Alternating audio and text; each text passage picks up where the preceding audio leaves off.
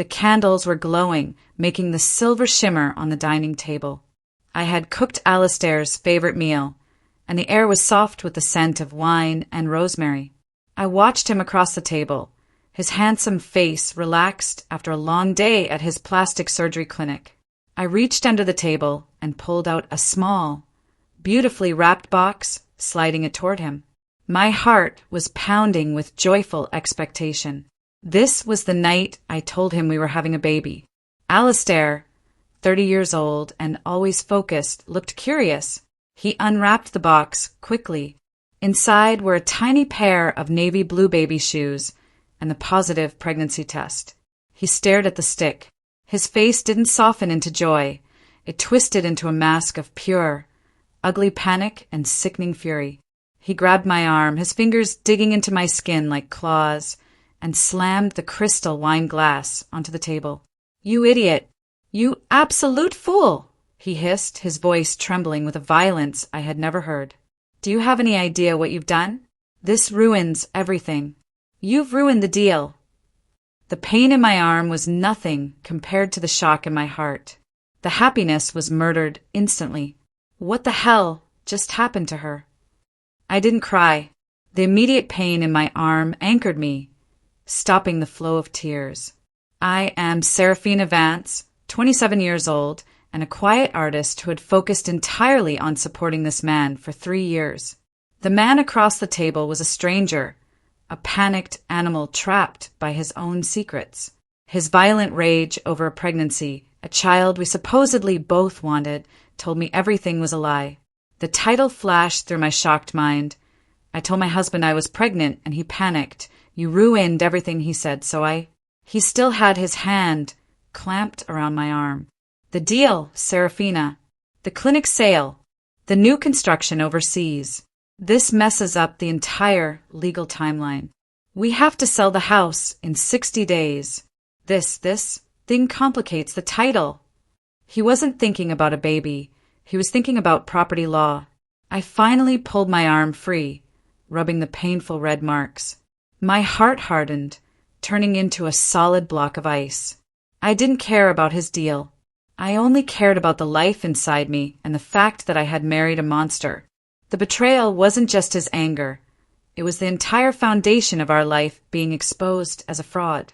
Alistair was a successful plastic surgeon, but he was always obsessed with scaling up, with being richer and more powerful than his silent partner, Mr. Thorpe, ruthless real estate investor who funded his current clinic. I had put my own artistic career on hold, believing his promises of a shared, beautiful future. The high stakes were immediate. He needed to sell our marital home quickly to fund a huge, risky land deal in Dubai for a massive new clinic. He had been pressuring me to sign over certain rights, claiming it was for refinancing. My pregnancy suddenly triggered a specific critical state law, the Unborn Child Clause. This law protects the marital home from hasty sale if the wife is pregnant, requiring lengthy court approval to ensure the child has a stable primary residence. I realized I held the single most powerful legal weapon against his greed. The strategic thinking took over immediately. I needed to know the full extent of the ruin he was panicking over. That night, I pretended to be asleep. Alistair, too agitated to sleep, spent hours pacing and talking in hushed, furious tones on his phone in his dressing room. I listened, catching key phrases. "The closing date is firm. Thorpe will kill me if I miss the deadline. The liquidation depends on the house equity." His fear was visceral. I realized the sale of our house was the linchpin of his entire, massive real estate gamble. If the sale was blocked, the whole deal would collapse, exposing him to massive financial penalties from his powerful partner. I quietly slipped out of bed, went to my small art studio, and opened my laptop. My immediate move was to contact a sharp, old college friend who was now a family law attorney, giving her a very detailed, anonymous overview of my situation and asking specifically about the unborn child clause. My friend confirmed the legal truth. The clause was real and powerful. It meant Alistair could not force the sale of the home without my consent or a long, messy and public court battle. a battle he couldn't afford given his strict 60-day deadline. My strategic path was clear. I had to delay, obstruct, and document. I needed to let him build the pressure higher and higher until his own financial house of cards collapsed. The next morning, Alistair woke up and acted like the violent scene never happened. This was the start of the gaslighting. He tried to charm me, bringing me flowers and praising my hair. "Serafina, darling, I was just stressed last night." "I'm sorry. I just meant timing. We can talk about this issue calmly." He was subtly coercing me, trying to make me doubt my memory of his rage. I accepted the apology with a forced smile, watching his every move. I noticed his hand often tightened around objects when he thought I wasn't looking. The tension escalated when he started pressing me about the house. He brought home papers, disguised as simple refinancing documents, urging me to sign them. These were clearly documents designed to waive my property rights. I didn't sign. I told him I needed time to process the news and that I felt too scattered to handle legal papers. I was the fragile, confused wife he expected. Inside, I was cold steel. My revenge was slow, methodical, and legal. I began using my artistic skills to document his psychological abuse. Every time he yelled, every time he gripped an object too tightly, every time he used a passive-aggressive phrase like, "If you truly supported my future, you would handle this." I wrote it down, dated, and detailed the context. This wasn't just for emotional support. This was building an ironclad case for divorce based on emotional distress and coercion, protecting my unborn child. The emotional roller coaster plunged into fear when Alistair began to suspect my quietness was not submission. One evening, I was sketching a floor plan of our house, a habit from my architectural days, and he grabbed the pad, his eyes darting over the lines. "What are you doing? Why are you drawing the house?" "We're selling it." His paranoia was rising. I gave him a soft, confused look. "I'm nesting, Alistair. I'm just dreaming about how to decorate the nursery. It's an artist thing." He dropped the pad, visibly relaxing, buying the lie of the easily distracted, emotional woman. The small detail, I had already digitally copied the floor plan.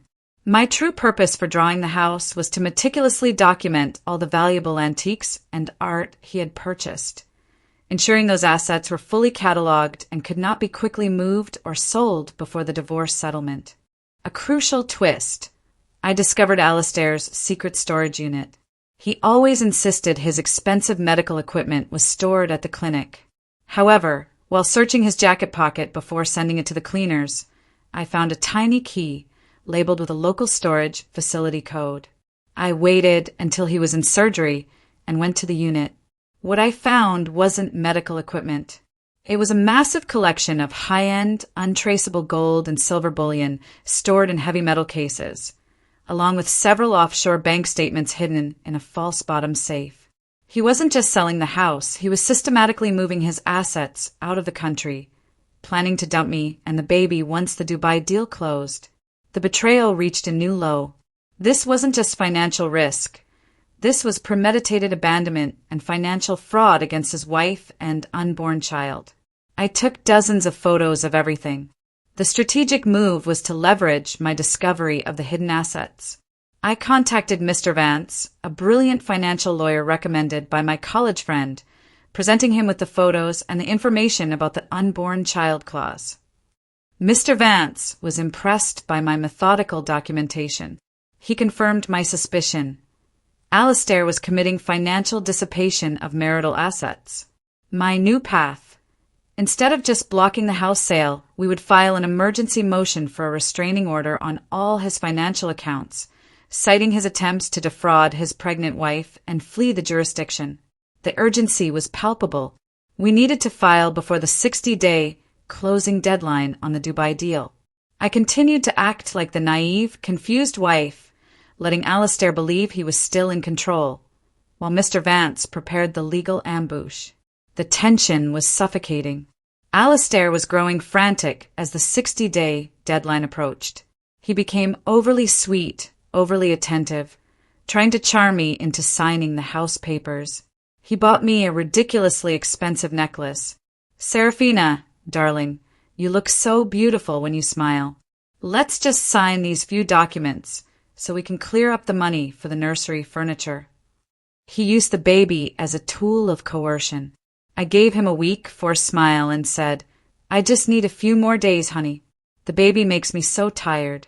I can't concentrate on contracts." I watched his face tighten into a mask of frustration, the true predator struggling to contain his rage beneath the veneer of the doting husband. Every forced kind word made me hate him more, strengthening my resolve to protect my child from this monster. Alistair reached a new level of desperation. He tried gaslighting me about my pregnancy itself. "You know, Serafina," he said, holding my hands one night, his eyes falsely tender. "You've been so stressed lately. Are you absolutely sure you saw 2 lines on that test? Maybe you should get another test. We shouldn't rush into big decisions." He was attempting to plant doubt, not just about the child, but about my own sanity and perception of reality. I looked him straight in the eye. "I'm sure, Alistair. I saw the doctor today. Everything is perfect. I am 5 weeks along." His control was failing. I knew his real estate partner, Mr. Thorpe, was calling him constantly, demanding the house sale be finalized. The tighter his deadline became, the more reckless he would act. The final legal ambush was set for a Friday afternoon, 2 weeks before the closing date. Mr. Vance filed the emergency motion, a temporary restraining order on Alistair's domestic assets, and a motion for a protective trust on the marital home under the unborn child clause. The filing included the photos of the offshore bank statements and gold bullion, proving his intent to defraud. The final act of documentation. I packed a small bag, leaving behind my wedding ring, and went to a highly secure, private location arranged by Mr. Vance. I left Alistair a simple, cold note. "I've gone to get some peace. I am not selling the house." The emotional roller coaster of Alistair's panic was delivered instantly. When he found the note, he called me in a blind, screaming rage. "You are going to regret this, you selfish idiot. Thorpe is going to destroy me. You think you can blackmail me?" I let him scream for 90 seconds, long enough to get the full display of his guilt and rage recorded by Mr. Vance's secure phone system, before hanging up without saying a single word. The silence was the ultimate weapon. He now knew I was not complying, and he knew I was legally protected. His only leverage, the sale of the house, was gone, and his massive illegal deal was about to collapse. Alistair, completely unhinged and desperate, made the mistake of trying to turn to his social circle. He called his mother and his close professional friends, spinning a toxic narrative that I was suffering from severe prenatal hysteria and imagining financial issues because I was scared of the pregnancy. This public gaslighting attempt was the perfect move for me.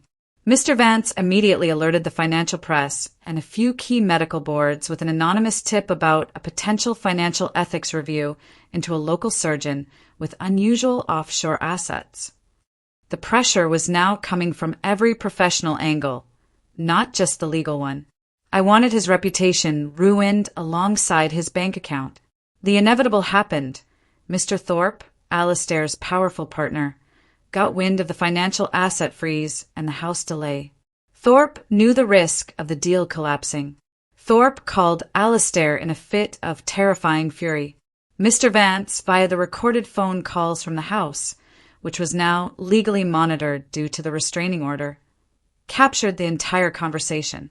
Thorpe threatened Alistair with massive litigation, demanding he return the initial investment plus penalties. This conversation was the final nail in Alistair's coffin, proving the financial fraud and the massive debt he was concealing. I had used my silence and the law to turn his partner into his enemy. The final confrontation played out in the courtroom for the divorce and asset hearing. I walked in, not in my usual soft, flowing dresses, but in a sharp, tailored suit, standing next to Mr. Vance. Alistair, pale and sweating, looked broken. He tried one last desperate maneuver, appealing directly to the judge. "Your Honor, my wife is emotionally compromised. She's trying to destroy my life because I simply suggested we postpone having a baby." I stepped forward, calmly presenting the audio evidence of his violent threats, his attempts to gaslight me about my pregnancy, and the documented proof of the offshore fraud. The judge, hearing the evidence, was appalled by the calculated malice. The judgment was the ultimate poetic justice. The judge ruled decisively in my favor. Alastair's hidden assets, the gold bullion and the money in the offshore accounts, were legally frozen and transferred into a court-mandated trust for the support of myself and the unborn child. The marital home was also legally protected under the Unborn Child Clause and placed into a permanent legal trust for the child's residence. Alastair was ordered to pay massive immediate support. He lost everything: his liquid savings, his marital assets, and his freedom to flee the country. He sat there, his shoulders slumped, the charismatic surgeon now just a disgraced criminal. The final emotional payoff was watching his arrogance crumble under the weight of his own greed. He approached me outside the courtroom, tears streaming down his face. "Serafina, you can't do this. I love you. I love the baby. We can start over. Just give me back the money and I'll drop the deal." The gaslighting was pathetic. I looked at the man who had called me an idiot and told me I ruined everything. I didn't say a word. I simply tilted my head toward Mr. Vance, who immediately handed Alastair a document, the formal complaint from Mr. Thorpe, suing him for millions in financial damages and breach of contract. The final chapter of Alastair's public downfall was brutal.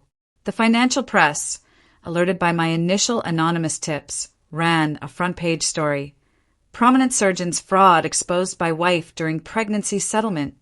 His medical license was suspended pending a full investigation into his financial ethics. The clinic he owned was seized by Mr. Thorpe's lawyers to cover the mounting debt. He lost his career, his wealth, and his public standing, all because he couldn't wait 60 days to sell a house he thought was his to control. The emotional reality was that I had not sought revenge. I had merely enforced the law he tried to use against me.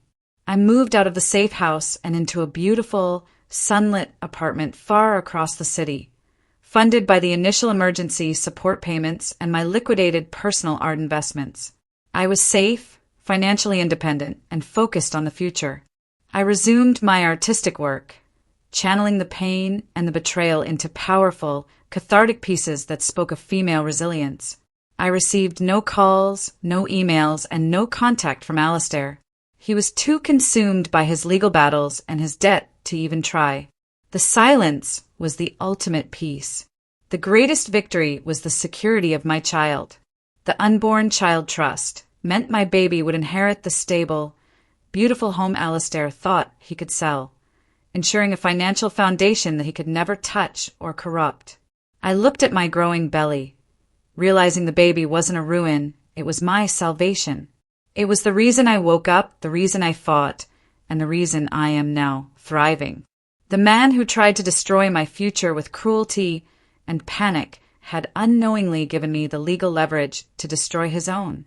I had one final, small twist for his memory. I had used some of the initial frozen funds to buy a highly realistic, custom-made portrait of Alastair's panic face, the one he made when I told him about the pregnancy. It was a dark, satirical piece of art titled The Ruined Deal. I donated it anonymously to a local art gallery near his old clinic. The small detail, the title was listed in the gallery catalog for all his former peers and associates to see and interpret. It was a final, silent punchline to his public destruction. The final chapters focused on my soaring new life. I started an online art collective, selling my work and teaching classes. My story of resilience and survival became a quiet inspiration to my small community. I no longer needed a powerful man to define my worth. I was a single woman, financially secure and building a genuine, ethical career that brought me peace. The contrast between my quiet, powerful ascent and Alastair's very public, chaotic downfall was the perfect, satisfying conclusion. I had a final, cathartic meeting with Mr. Vance to close the last of the legal trusts. He complimented my strength and methodical approach. "You were always 10 steps ahead, Serafina. You were the only one who saw the logic while he was blinded by greed." I smiled, realizing that the gentle, trusting girl was gone, replaced by a confident, capable woman. The humiliation he caused was temporary. The legal and financial ruin I created for him was permanent. I stood in the nursery of my child's protected home, painting a peaceful mural on the wall. The memory of Alistair's rage was distant, a lesson learned. I had known my worth was never in question. It was only waiting for the right kind of betrayal to be remembered and mobilized. The baby kicked gently, a reminder of the beautiful future I had fought for and won. I walked away, not just from a failed marriage, but into a life of authentic power, safety, and triumph. I was no longer an accessory to his life. I was the architect of my own. If you've made it this far, you understand. Respect is non-negotiable. My worth wasn't defined by the man who called me an idiot for being pregnant. My story proves that silence can be a weapon, and patience, the patience to enforce the unborn child clause, can be the ultimate power that protects everything. If this resonated with you, if a partner has tried to gaslight you into abandoning your safety or your children, tell yourself this: your silence doesn't make you weak. Your boundaries don't make you difficult. Your survival makes you extraordinary. Never sign away your future for a panicked narcissist. The revolution happens when you decide to write your own ending. He thought I was a financial liability. I became the court-appointed trustee of his frozen millions. Share your story in the comments below, and don't forget to like and subscribe.